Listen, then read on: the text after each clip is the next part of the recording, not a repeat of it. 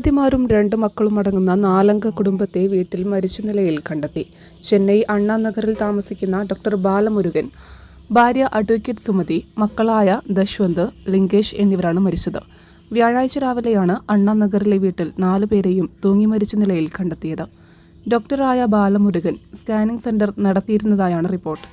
Scanning centre ബിസിനസ്സിലുണ്ടായ ഭീമമായ നഷ്ടമാണ് കൂട്ടാത്മഹത്യയ്ക്ക് കാരണമായതെന്നാണ് പ്രാഥമിക നിഗമനം. സുമതി ചെന്നൈയിലെ കോടതിയിൽ അഭിഭാഷകയായിരുന്നു. ദശ്വന്ത് 12ാം ക്ലാസ് വിദ്യാർത്ഥിയും ലിങ്കേഷ് 10ാം ക്ലാസ് വിദ്യാർത്ഥിയുമാണ്. വ്യാഴാഴ്ച രാവിലെ ഇവരുടെ ഡ്രൈവർ പതിവ് പോലെ വീട്ടിലെത്തിയിരുന്നു.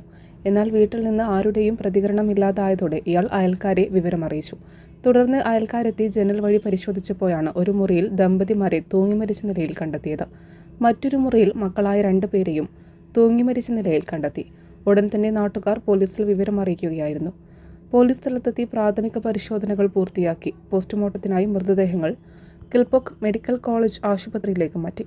സംഭവത്തിൽ കേസെടുത്തതായും പോലീസ് അറിയിച്ചു. ന്യൂസ് ഡെസ്ക് മീഡിയ ടൈംസ്. അക്കരയുടെ പൈതൃകം, ഇക്കരയുടെ കൗതുകം.